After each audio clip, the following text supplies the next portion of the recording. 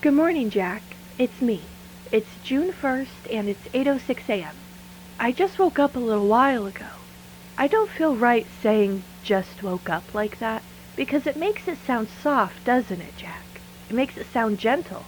Like I stretched and I blinked at the sunlight and I came back into myself, all slow and sweet. And that is not what happened. I woke up all at once, Jack. I had been dropped back into my body from somewhere way up high. I had another dream. I mean, it was a dream, I know that, but it really didn't feel like one, not in its usual way. It didn't have that strange floating logic to it, where one thing becomes another and you just accept it because you're sleeping and your mind is too stupid to protest it. This felt more certain. It started in the clearing again. The grass was wet and the trees were way too still, despite hearing the wind. The air had that same thick feeling to it, like the whole woods were holding its breath and waiting for me to do something wrong.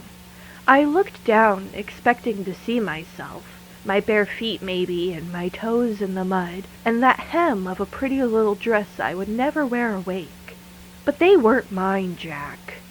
They were feet, obviously, human feet, not hooves or claws or anything that dramatic. I'm not trying to sound ridiculous.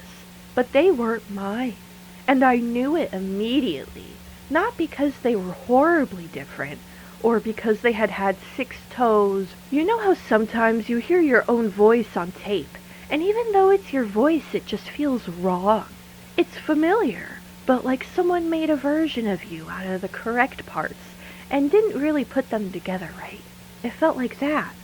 I remember staring down at them and thinking, those are not my feet. Those do not belong to me. And then before I could even move properly, something grabbed me. It grabbed me by my ankles, both of them. And they were hands, Jack. I never saw a face, and I never saw a body, and I couldn't turn enough to see who it was. And maybe that was part of it. Maybe whatever dream I was in didn't want me to know who it was. All I saw were hands clamped around those not my own ankles, and then I was being dragged backwards through the woods, and my hands kept catching on roots and stones and little broken branches. I could feel every awful bit of it, every scrape and jolt, and my body, or at least the body I was in, kept twisting and kicking, and I was trying to grab at anything I could reach, Jack, fistfuls of wet leaves and dirt and moss, but none of it helped. It all just tore under my fingers. Or, well, somebody else's fingers. I was screaming. I know I was. I could feel it in my throat, that raw, ripped open feeling. But the woods kept swallowing the screams whole, and all the while I knew where I was being taken. I didn't have to see the river yet to know I was being taken to the river. You could just tell, can't you? Sometimes a place gets so lodged up in you that even blindfolded, you know when it's near. The trees thinned out and the ground turned soft, and I could hear the water rushing. I started fighting harder then, because even in dreams there are some places you don't want to be carried toward. Even when the feet aren't yours and the hands aren't yours and maybe none of the body belongs to you at all, still something in me knew if I reached the river, something worse would happen, Jack. I didn't make it that far. I woke up right before the bank, right before I hit the mud, and I woke up because there was a weight on my chest. And for one horrible second, I thought something had followed me out of the dream, Jack. But it was just Anka. He was just there, laying right on top of me like he belonged there, purring so hard his whole little body shook with it. Jack, he's never came inside before. Not once. He wouldn't even come over the threshold when it was storming, and he wouldn't come in for dry, warm, leftover chicken, or cat food, or even all the embarrassing little coaxing noises I made at him. And yet this morning he was on my chest, in my bed, like it was the most ordinary thing in the world. I just laid there for a minute with one hand on him because what else do you do, really? He was warm and he smelled like dust and outside and that sun-warmed animal smell. He looked up at me once and blinked like I was the one behaving strangely. Maybe Dennis let him in before he left. That would make sense, wouldn't it? Dennis is gone, by the way. He left before I could wake up. He must have left early for the shop. The bed was cool on his side when I rolled over, and there's a mug in the sink that wasn't there before, and I'm still wearing his shirt, so he was here. I didn't imagine that part at least. There's something very intimate about waking up in someone else's shirt, isn't there? I don't know whether to be pleased with myself or ashamed, Jack. Maybe both. Maybe that's the proper thing. Anka stayed on me until I sat up, and then he hopped down like he'd only come inside to supervise whatever nightmare nonsense I was getting up to in my sleep. He's back out on the porch now. He half begged with loud meows for me to let him out, so I did. And now he's just out there, lazing around as if the bed thing never happened. As if he didn't cross a line he'd been guarding for days. I checked my ankles after I got up. They're still bruised and still ugly with scrapes and cuts, and I don't know what I expected exactly. Probably finger marks, maybe fresh ones, and a little neat answer stamped onto my skin about what was happening. But of course there was no answer there. Just the same old dark shapes wrapping around the bones, like my body is remembering something that my mind still refuses to. I'm working the dinner shift tonight. Rosemary's going to be there for the overlap, and I haven't decided whether I'm relieved or not about that. Part of me wants to catch her alone and ask her where the hell she was and why she looked at me like that yesterday. And the other part of me doesn't want her too close at all.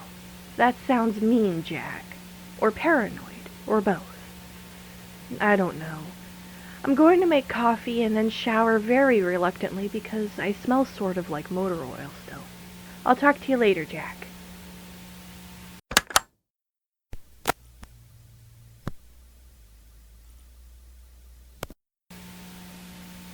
Jack, it's 3:41 p.m., and I'm parked out back at the diner. I got here a little early because I didn't much feel like sitting at home thinking myself sick for another hour. The sky's sort of overcast, not really rainy, just a flat white gray color that makes everything look washed out. Anka was still on the porch when I left, and I almost told him goodbye, because I have enough problems without becoming the sort of woman who gives a cat updates on her work schedule like he's her husband waiting up for her. Though honestly, he might listen better than most men. I keep thinking about the dream, Jack. About those feet not being mine. It's one thing to be frightened in your sleep, and it's another thing entirely to wake up feeling like maybe what frightened you wasn't fully yours to be frightened of. I'm being dramatic again, and I know that, Jack. But it's getting harder to call myself dramatic when every other day something happens that would sound ridiculous coming out of anyone else's mouth. I should go inside. I can see Rosemary's car, and that makes my stomach feel strange. I'll talk to you after work, Jack.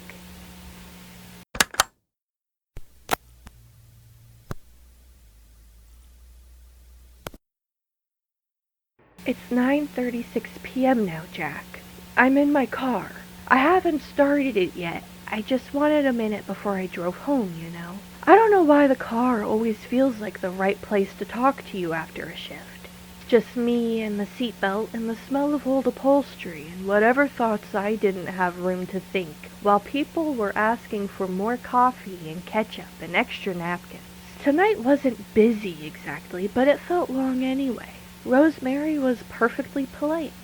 And that's somehow worse than if she had just been rude to me.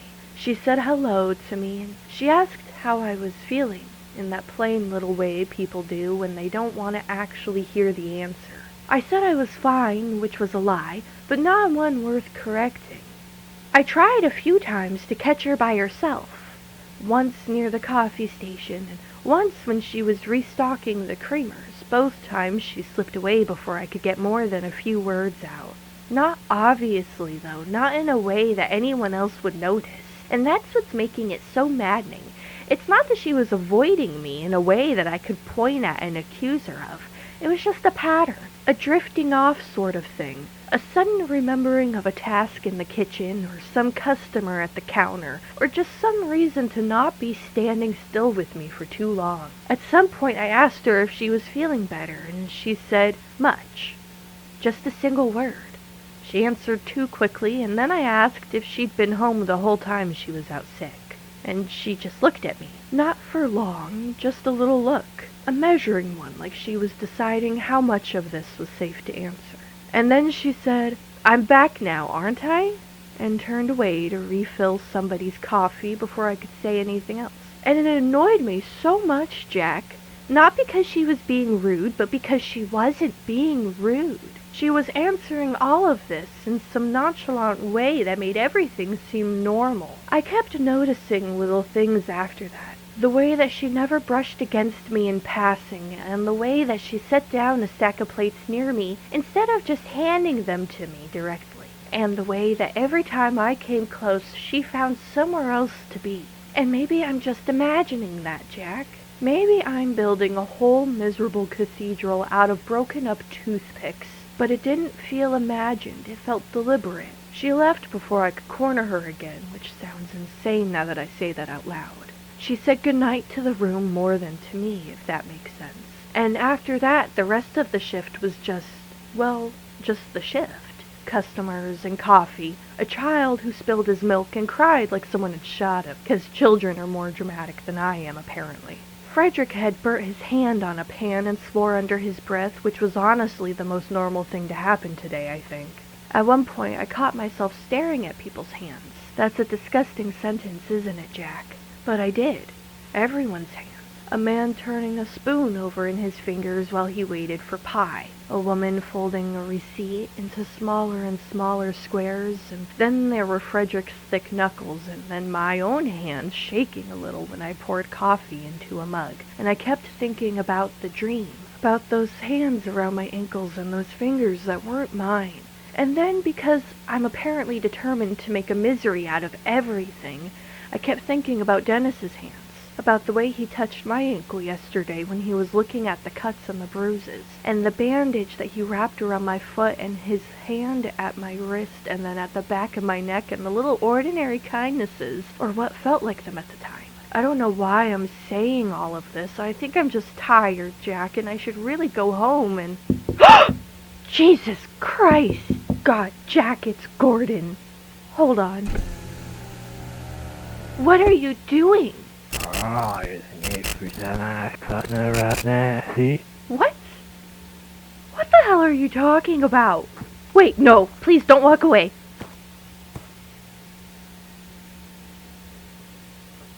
Oh, Jesus Christ, Jack.